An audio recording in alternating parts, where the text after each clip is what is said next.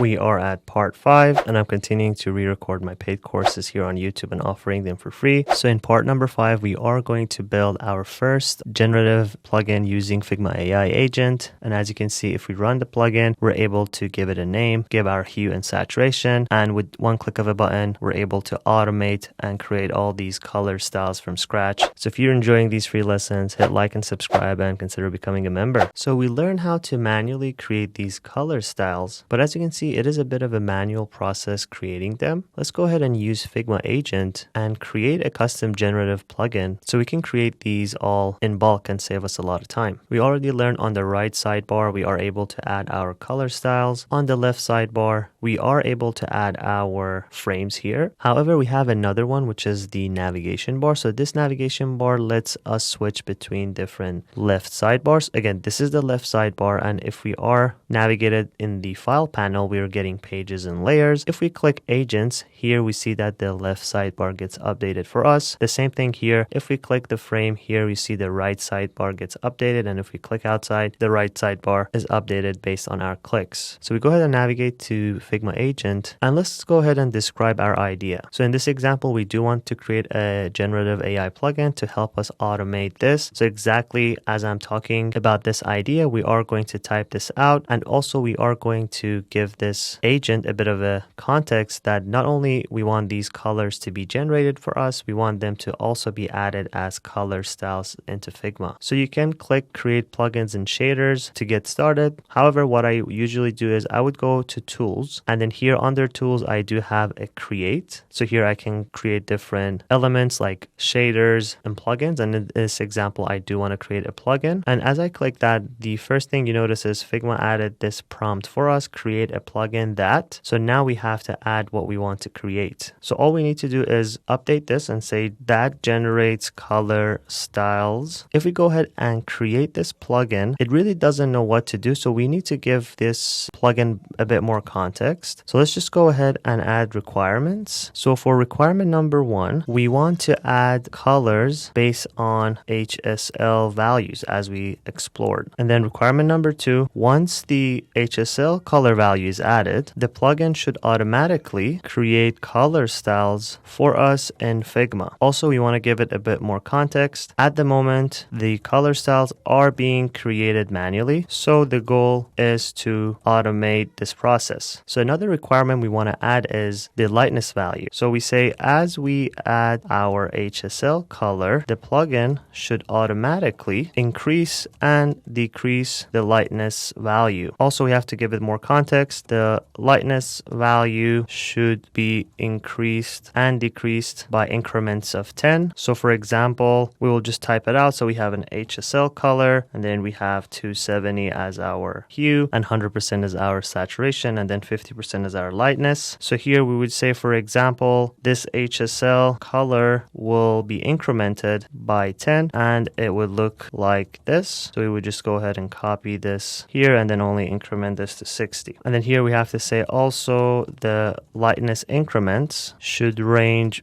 between 10 up to 90. Also for requirement number 4, we should be able to add a name. And then here we say, for example, if we add a name primary, we want the naming convention to be primary/50 and also primary/60. So let's just go ahead and type that. So we added our requirement number 4, and then also let's go ahead and add requirement number 5. Finally, once the naming convention and the HSL color is added, it should add the 10 generated colors as reusable color styles in Figma. So let's just go ahead and click build, and let's see what happens. So now if we take a look at the final result, the whole work was completed in 1 minute 26 seconds. At the moment, it didn't consume any AI credits because we're in beta, but after beta, this prompt would consume 272 AI credits. So the plugin lets us enter a name, which was one of the requirements we gave it. Here it lets us set a hue, which we discussed in the lectures number 1 and 3, which is the color wheel, and the saturation, which is between 0 and 100%. And also it lets us generate 9 swatches or 9 color palettes. from lightness between 10 to 90. Also, it would generate them as primary/10, and it goes on because again, this was another requirement we gave it. So let's just go ahead and give this a try. So if we click run plugin, as you can see, we have created our HSL plugin. Because we discussed the color wheel, now we know if we give this 270, it would give us the hue. And then for the saturation here, we can reduce. You see, as we reduce the saturation, we are getting faded version of the color wheel and the name primary here if we add it. So in this example, let's go ahead and choose the 100% for the saturation. And if you go ahead and click generate styles, with one click, we generated 9 color styles for us. Isn't that cool? Previously, before AI, creating all of this would take you a lot of time. However, now we understand everything in terms of the color wheel. We understand the knowledge. Because we do know how color wheels work, we can give AI agents, in this example, Figma Agent, a correct prompt to recreate that color styles for us. If we go ahead and type secondary, it's going to be 180 degrees less than this, which is going to be a complementary color. We already discussed that. So 270 minus 180 would give us 90. So that would be our green color. And again, this green color is too intense. So we go ahead and reduce the saturation to 50. So if we click generate styles, if we take a look at the right hand side, we have our primary color palette and our secondary color palette. All of them are all created for us exactly with the same naming convention that we mentioned. So we don't need to manually create them one by one.